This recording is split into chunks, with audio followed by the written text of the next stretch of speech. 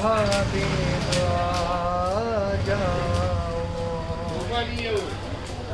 گوارا کر نہیں سکتی حسین کی غیرت، تمہاری زوجہ کی چادر کو لوٹ لے امت، تم اس کو چھوڑ کے کوفہ، تم اس کو چھوڑ کے کوفہ، حبیب آ جاؤ، یہ خط میں شاہ نے لکھا، حبیب آ جاؤ، ارے در بطول دوبارہ جلایا جائے گا، تمہارے دوست پہ خنجر چلایا جائے گا، نہیں ہے وقت زیادہ،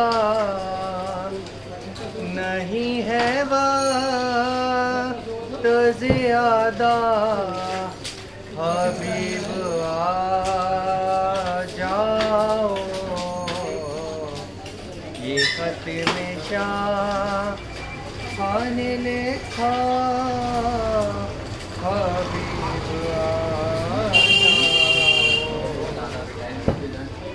چمکتے چاند کی ہم کو بھی دید ہو جائے، تم آؤ تو میرے بچوں میں عید ہو جائے، بہت اداس ہے قربان، بہت اداس ہے قربان، حبیب آ جاؤ، یہ خط میں شاہ نے لکھا، حبیب آ جاؤ، یہ خط نہیں اسے بہنوں کی آرزو سمجھو، ہمارے لفظوں کو زینب کی گفتگو سمجھو، بہن یہ کہتی ہے بھیا، بہن یہ کہتی ہے بھیا، حبیب آ جاؤ، یہ خط میں شاہ نے لکھا، حبیب آ جاؤ، ارے در بطول دوبارہ جلایا جائے گا، تمہارے دوست پہ خنجر چلایا جائے گا، نہیں ہے وقت زیادہ، نہیں ہے وقت زیادہ، حبیب آ جاؤ، یہ خط میں شاہ نے لکھا، حبیب آ جاؤ، محمد وآل محمد صلی اللہ علیہ وسلم۔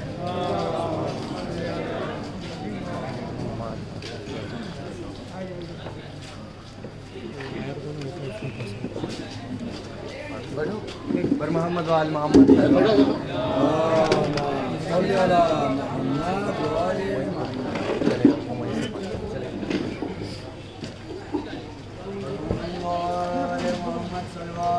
اللہ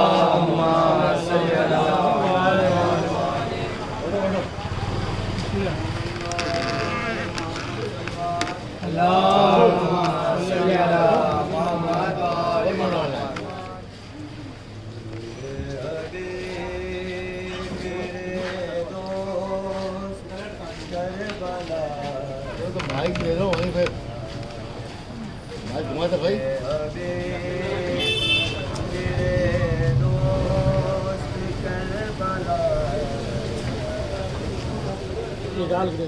तुम्हें बुलाता है जरा का लाडला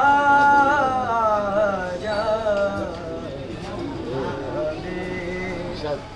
मेरे दोस्त करबला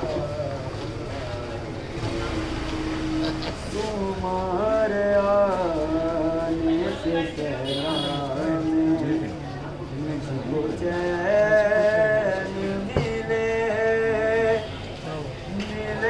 हुसैन से तू और तुझे हुसैन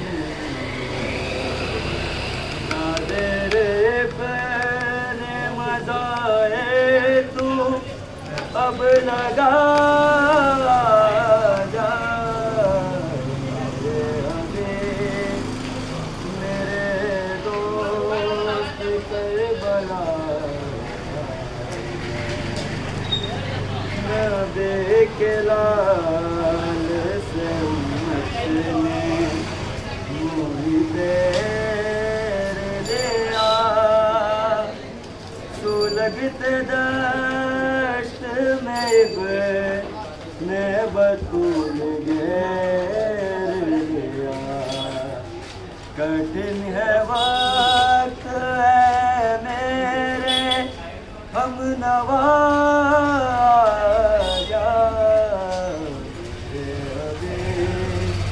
मेरे दोस्त करबला अली की बेटियां हमरा मेरे आए हैं बचान देन बाबा जब साथ लाए अगर तू आए बड़े उनका हौसला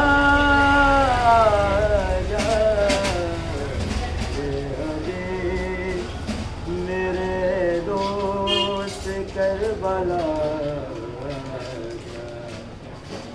मेरा इरादा है किस्मत सवार दूँ तेरे वहीं हो तेरे लहद कब्र हो जहाँ मेरी हबीब जल्द मेरे पास नैनवा जा मेरे दोस्त करबला मुझे न छोड़ गया कर आया हूँ मैं कदम सम के सदबे दिल में लाया मुझे मोहल्ला बनानी है ये जगह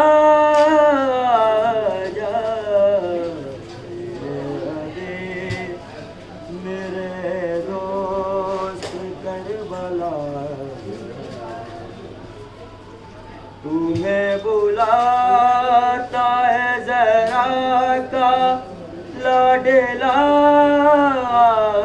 जा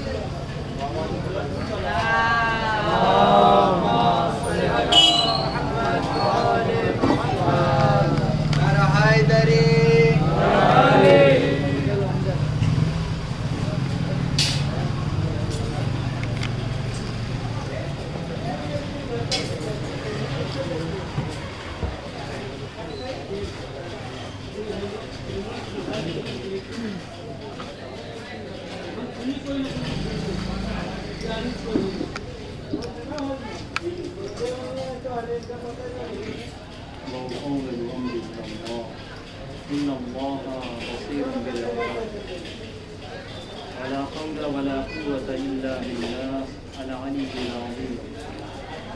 أعوذ بالله من الشيطان الرجيم. بسم الله الرحمن الرحيم. الحمد لله الذي تفرد بالعزة والبقاء وقهر عباده بالموت والفناء، والأول قبل الأشياء والآخر بعد فناء الأشياء. العليم الذي لا ينسى من ذكره ولا ينقص من شكره ولا يقطع من رجاه. والصلاة والسلام على أشرف الأنبياء والمرسلين حبيب إله العالمين أبي القاسم محمد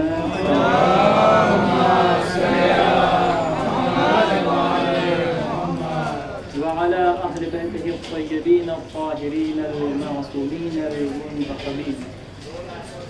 أما بعد فقد قال الله تبارك وتعالى في قرآن المجيد وهو أصدق الصادقين. بسم الله الرحمن الرحيم. إنا لله وإنا إليه راجعون.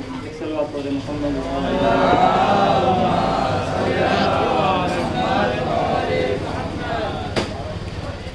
بغیر کسی تمہید کے کل کی گفتگو کا خلاصہ کرتے ہوئے علامہ دینا چاہوں گا. ہم نے کل کی مجلس میں جو بات کہی وہ حضرت عیسیٰ علیہ السلام اور ان اہل قبور سے وہ ملاقات جس میں سبقت کی بات کی گئی تھی کہ حضرت عیسیٰ نے ان سے کہا کہ ہم 4 چیزوں میں آپ کا سبقت رکھتے ہیں، وہ بیان ہوئی. اور اہل قبور نے بھی کہا کہ ہم بھی آپ کا 4 چیزوں میں سبقت رکھتے ہیں، وہ بھی بیان ہوا. جس میں پہلا جان کنی کے عالم میں جو اہل قبور نے گزارے وہ یہ جان کنی کیا ہوتا ہے، سکرۃ الموت کیا ہوتی ہے وہ بیان کیا. ایک مومن اور ایک کافر کو کیسے موت آتی ہے اس کے دونوں پہلو بیان کیے. دوسرا فشار قبر کی پہلی رات، اور تیسرا منکر و نکیر کے سوالات اور اس کے جوابات، اور آخر میں وہ خوف جو اہل قبور کو اس دنیا میں تھا کہ جب ہم اس دنیا میں تھے تو ہم کو یہ خوف تھا کہ کہیں ہمارا ایمان ہم سے زائل نہ ہو جائے موت کے وقت. تو اس پہ بھی گفتگو ہوئی اور اس میں بتایا کہ ہمیں اپنے لیے بھی اور مومنین کے لیے بھی با ایمان جانے کے لیے دعا کرنی چاہیے. پھر اس کے بعد ہم نے کہا کہ وہ جو موت ہے ہم کیوں اس سے اتنا دور بھاگتے ہیں، کیوں ڈرتے ہیں، اس کی علتیں کیا ہیں. ہم نے اس کے کئی مطالب بیان کیے کہ انسان کیوں موت سے ڈرتا ہے. اس کے بعد اس کا توڑ، یعنی ہم کون سے عمل انجام دیں جس کی وجہ سے ہم موت سے مانوس ہو جائیں، موت سے ڈرے نہیں. اور پھر آخر میں ایک نتیجہ میں نے دیا کہ چونکہ ہم نے اپنی زندگی میں جو بھی کام کرتے ہیں چاہے اچھا ہو یا برا اس کو ہم عادت بنا لیتے ہیں، پھر وہ عادت ایک ملکہ بن جاتا ہے، پھر اس سے نکلنا بہت مشکل ہوتا ہے. تو انسان اسی طرح اپنی زندگی گزارتا ہے اور غفلتوں میں رہتا ہے. یہ غفلت کیسی چیز ہے، اسی غفلت کے اوپر انشاءاللہ آپ کے سامنے کچھ چیزیں پیش کروں گا. سماعت فرمائیے گا. ایک صلوات پڑھ دیں محمد وعلی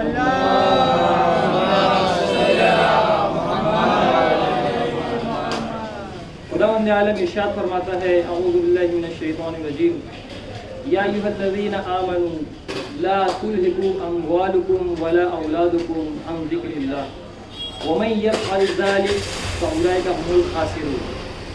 اے ایمان والو، تمہارا مال اور تمہاری اولاد تم کو خدا کی یاد سے غافل نہ کر دے. اگر ایسا کیا جس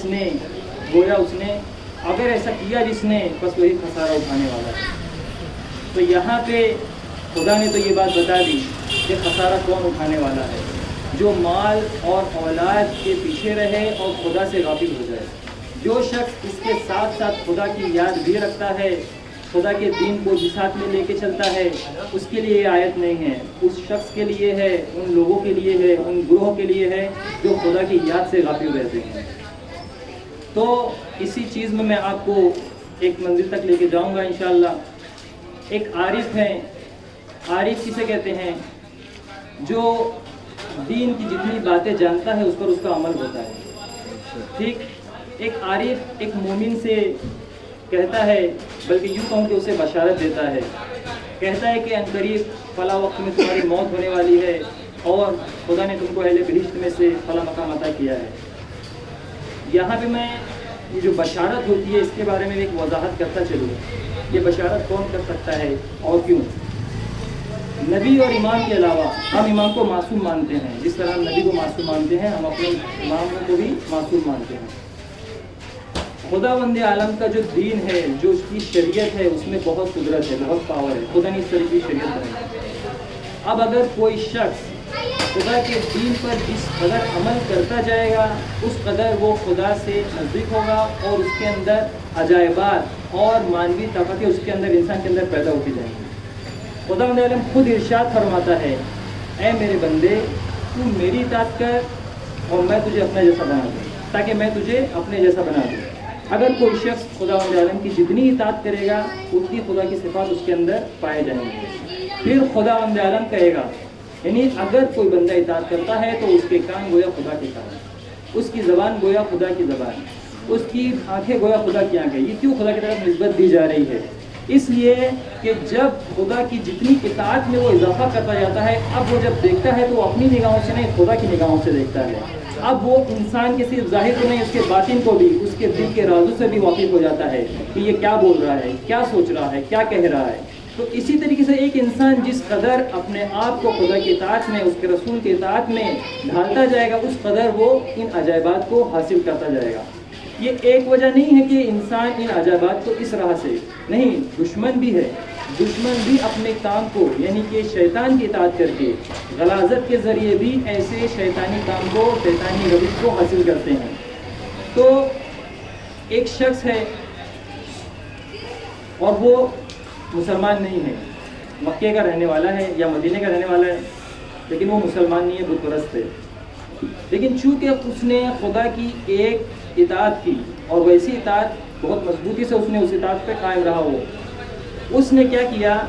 اس نے اپنے نفس کے خلاف عمل انجام دینا شروع کر دیا. وہ کون ہے؟ مسلمان نہیں ہے، بت پرست ہے. وہ اس نے اپنے نفس کے خلاف عمل انجام دینا شروع کر دیا. یعنی جب بھی کوئی چیز اس کے دل میں آتی تھی کہ میں یہ کھاؤں، میں یہ پیوں، میں یہاں جاؤں، میں یہ کام کروں، ہمیشہ اس کے خلاف، اس کے الٹ وہ کام کرتا تھا. تو خداوند عالم میں چونکہ اس نے اس خدا کی ایک اطاعت کی ہے. خداوند عالم عادل ہے، وہ ہر ایک کو جزا دیتا ہے، چاہے اسے کوئی مانے یا نہ مانے. بعض کو دنیا میں دے دیتا ہے، بعض کو آخرت میں، بعض کو اگر مسلمان ہے تو دنیا میں بھی اور آخرت میں بھی دیتا ہے. تو یہ شخص اس نے اس عمل کو انجام دینا شروع کیا. آخر میں اس کو ایک عجائبوں میں سے ایک عجائب خدا نے اس کو عطا کی اسی دنیا میں. تو وہ ایسا تھا کہ جب بھی وہ لوگوں کے سامنے جاتا تھا تو جو لوگ سوچتے تھے نا یا جو لوگ بولتے تھے دل میں، تو وہ سمجھ جاتا تھا کہ یہ کیا سوچ رہا ہے، یہ کیا بول رہا ہے. وہ آ کے اپنے آپ کو اس نے لوگوں کے سامنے پیش کیا کہ اے شخص مجھے آزما لو، میں تمہارے ذہنوں کو، تمہاری باتوں کو سچ جانتا ہوں. تو اس طریقے سے اس نے اپنے آپ کو مشہور کرنا شروع کر دیا. یہ بات تقریباً امام صادق علیہ السلام کے زمانے کا دور تھا.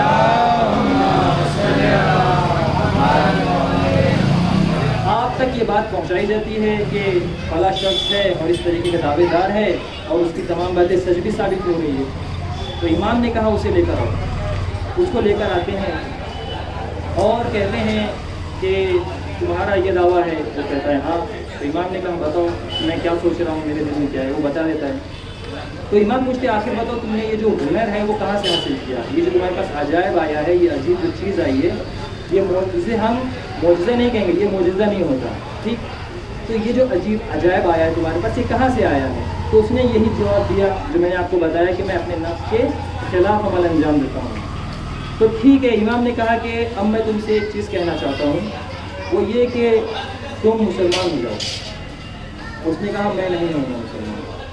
تو امام نے کہا ٹھیک ہے، اب تم اپنی وہی پرانی بات پر عمل کرو. کون سی بات کر کے؟ اپنے نفس کے خلاف. میں نے تم سے کہا کہ مسلمان ہو جاؤ، تمہارا دل کہہ رہا ہے کہ میں مسلمان نہیں ہوں گا. تو اب اس بات پر عمل کرو یا پھر اس بات کو چھوڑ دو.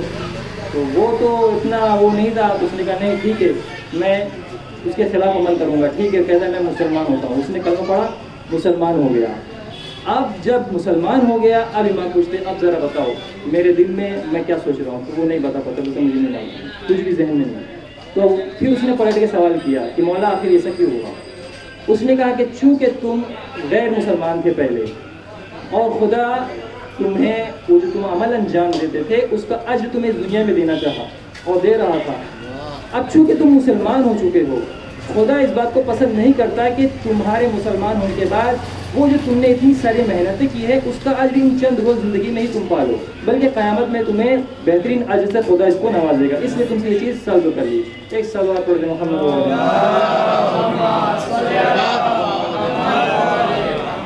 تو یہ خدا کی شریعت کی قدرت ہے، یعنی ایک انسان اگر ایک چیز پر بھی مکمل طور سے عمل پیرا ہو، پر عمل کرے، خدا کے احکام کی پیروی کرے تو وہ بہت سے عجائبات کو دیکھ سکتا ہے، اس کو احساس کر سکتا ہے۔ تو یہ جو عارف تھا، میں اپنی پچھلی بات پہ آ جاؤں، عارف نے اس مومن بندے سے کیا کہا کہ تم فلاں وقت میں عنقریب مرنے والے ہو اور خدا نے تمہیں بہشت میں مقام عطا کیا ہے۔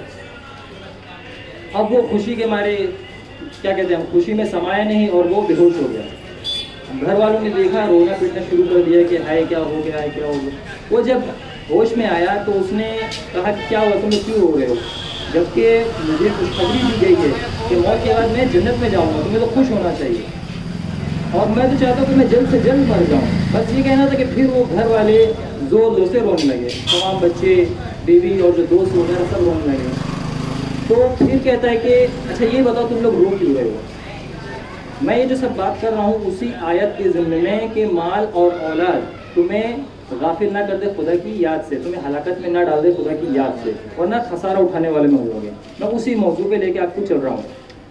تو جب وہ کہتا ہے کہ تم لوگ کیوں رو رہے ہو، بچوں سے پوچھتا ہے تو وہی جواب دیتے ہیں کہ ہم بغیر باپ کے ہو جائیں گے، یتیم ہو جائیں گے، ہمارا کوئی سرپرست نہیں ہوگا۔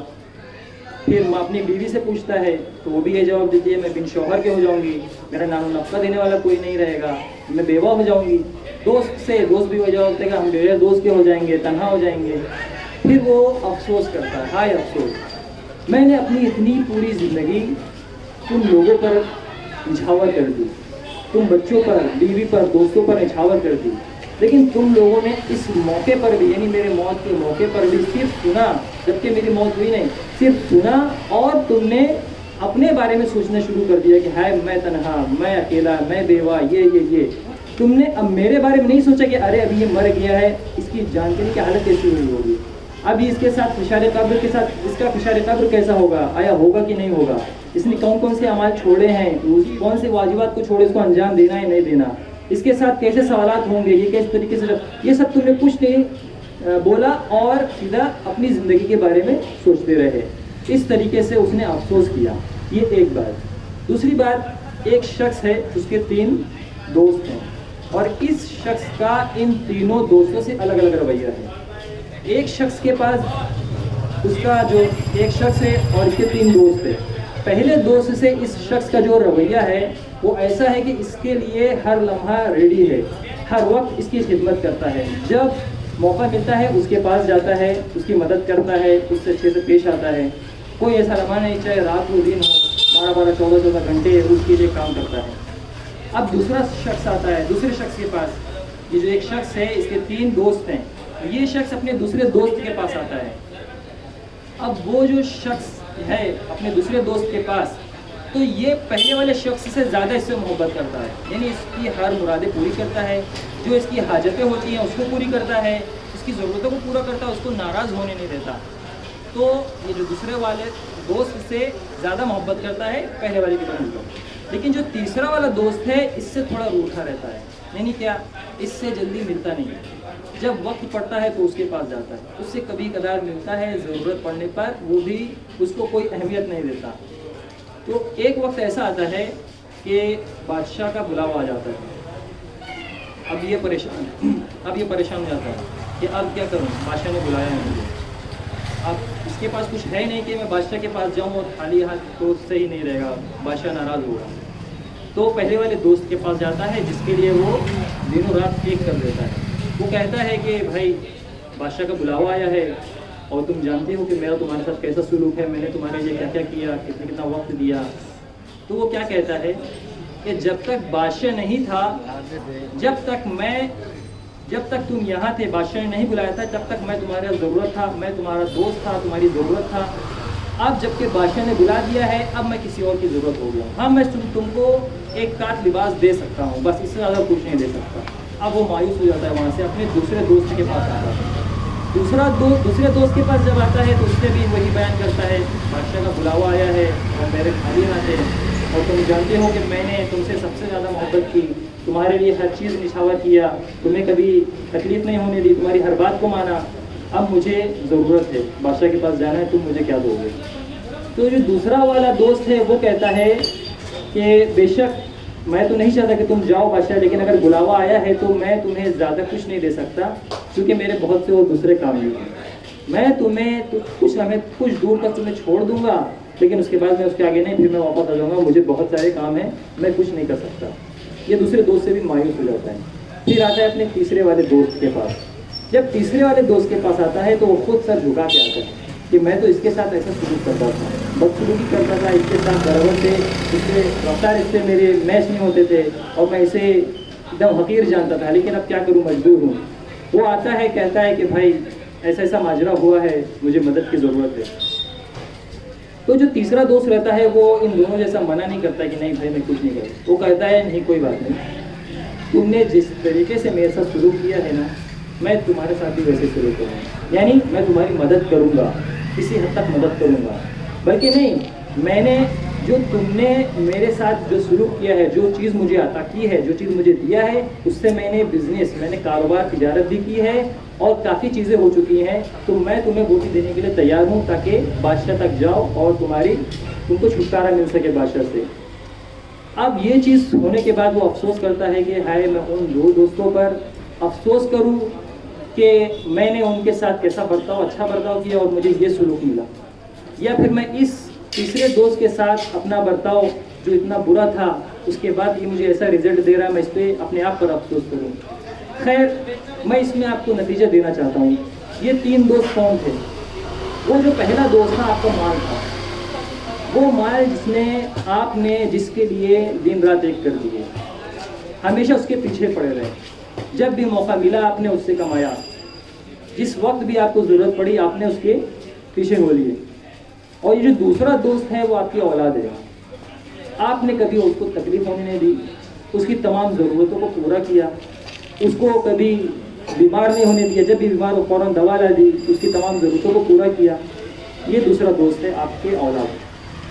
اور جو تیسرا دوست ہے وہ آپ کے اعمال ہے، جسے آپ حقیر سمجھتے ہو، جس کو آپ دیکھتے بھی نہیں ہو، کبھی کبھار جب موڈ آیا، جب موقع مل گیا، جب ارادہ ہو گیا چھوٹا موٹا، تب آپ آ کے اس کو انجام دے دیے۔ اب یہ جو تیسرا دوست ہے، یہ جو کتنا سا آپ نے اس کو دیا تھا، اب وہ قیامت تک، چونکہ خدا ایک نیکی کا 10 نیکی جو دیتا ہے، ایک نیکی کا 10 نیکی، تو وہ اس طریقے سے آپ کو وہ 10 نیکی دیتا ہے، تو جتنے عمل کیے تو 10 گنا بڑھ گیا، بعض روایت میں 70 گنا۔ تو تیسرا شخص نے اس طریقے سے اس کی مدد کی۔ اب کیا ہوا؟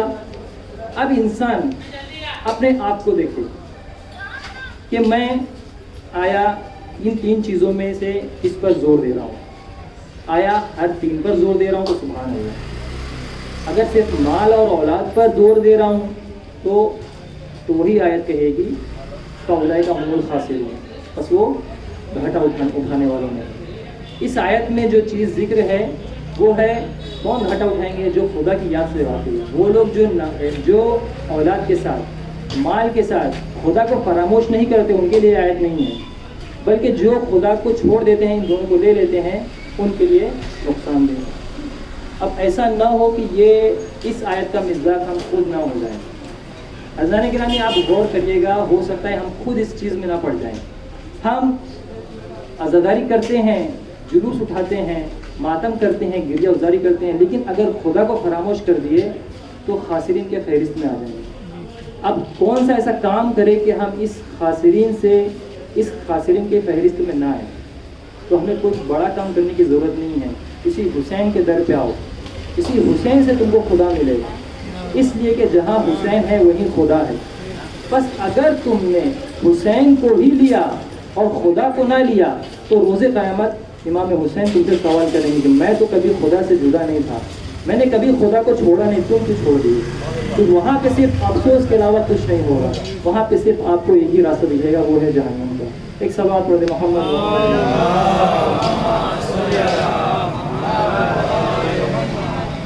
بس اللہ نے گرامی وقت تمام ہو گیا، حالانکہ 15-20 منٹ کا وقت ملتا ہے، لیکن میں ٹائم دیکھنے کی کوشش نہیں ہوتی، وقت جائے گا۔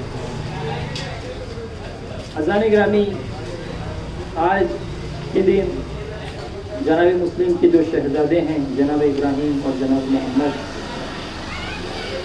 ان کے بارے میں تھوڑی گفتگو کرنا چاہتا ہوں۔ جب کربلا نمودار ہو چکی، روز عاشور بھی گزر چکا، اور قیدی بنا کے جب یہ کوفہ لے جائے گئے اسیران اہل بیت، تو انہیں قید بھی کیا گیا۔ یہ جو 2 ننھے بچے تھے جناب مسلم کے، 1 سال تک تقریباً قید رہے، اس کے بعد ان کو موقع ملا، یہ باہر نکلے اور وہاں سے بھاگنا چاہا، کیونکہ جان بچانا واجب ہے۔ اب یہ کوفہ کی گلیوں میں ہیں، انہیں راستہ بھی نہیں معلوم، یہ ننھے بچے کیا کریں۔ ایک وقت آتا ہے کہ یہ رات کے سمے چھپے ہوتے ہیں اور ان کے کانوں میں آوازیں آتی ہیں، مسلم کو مارو، مسلم کو مارو۔ تو جو چھوٹا بچہ، چھوٹا بھائی کہتا ہے کہ بھیا یہ کس مسلم کی بات کر رہے ہیں، بھیا یہ کس مسلم کی بات کر رہے ہیں؟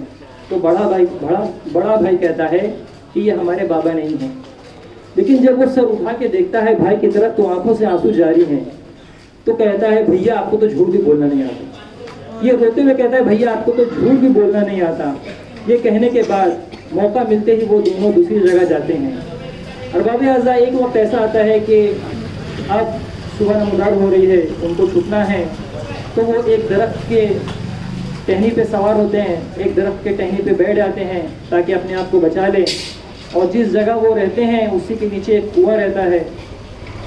تو ایک مومنہ خاتون، بعض روایت میں آئے کہ تاریخ میں آئے کہ اس کی کنیز آتی ہے، مومنہ خاتون جب بالٹی میں پانی لینے کے لیے کنویں میں ڈالتی ہے، تو بالٹی جب نکالتی ہے تو پانی ٹھہرنے کے لیے، کیونکہ اس میں بہت ساری چیزیں بھی ہوتی ہیں، تو دیکھتی ہے کہ اس میں کچھ 2 چہرے نظر آ رہے ہیں۔ جب وہ اوپر نگاہ اٹھاتی ہے تو دیکھتی ہے کہ 2 چاند سے چہرے ہیں، تو ان کو پوچھتی ہے تم کون ہو؟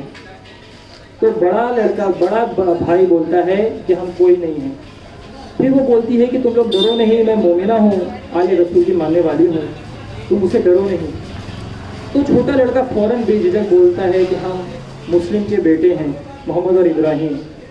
تو وہ کہتی ہے کہ ہاں میں ان کی ماننے والی ہوں، علی و آل رسول و آل علی کی ماننے والی ہوں، آؤ میرے گھر تشریف لاؤ، تمہاری مہمان نوازی کروں۔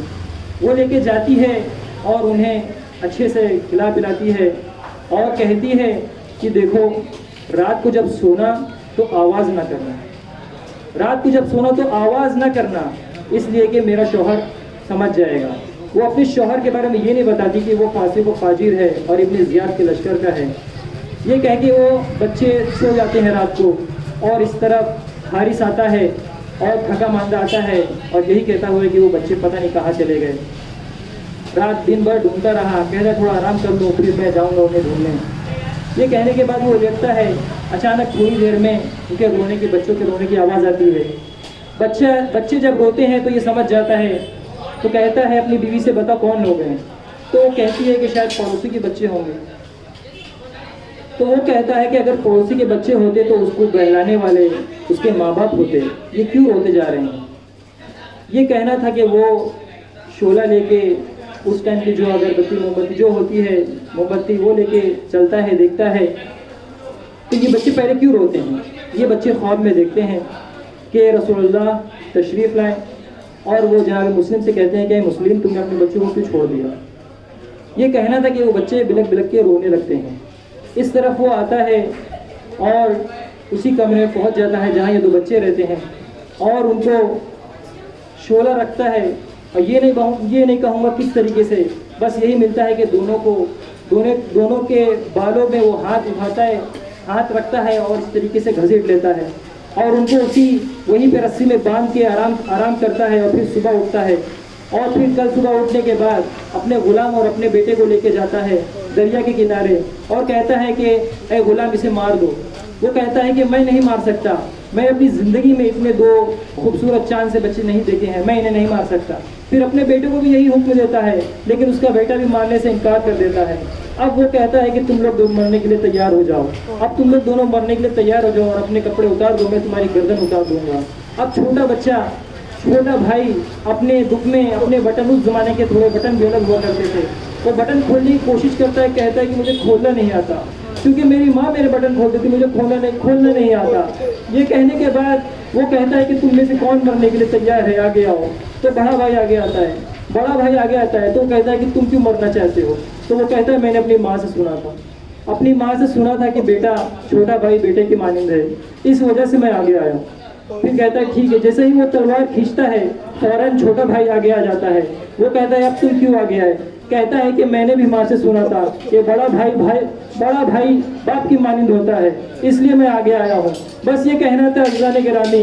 اس ملعون نے تلوار اٹھائی اور ان دونوں بھائیوں نے آپس میں گلے ملے اور ایک ساتھ اس ملعون نے ان دونوں کی گردن اڑا دی اور اس طریقے سے دونوں کو شہادت نصیب ہوئی.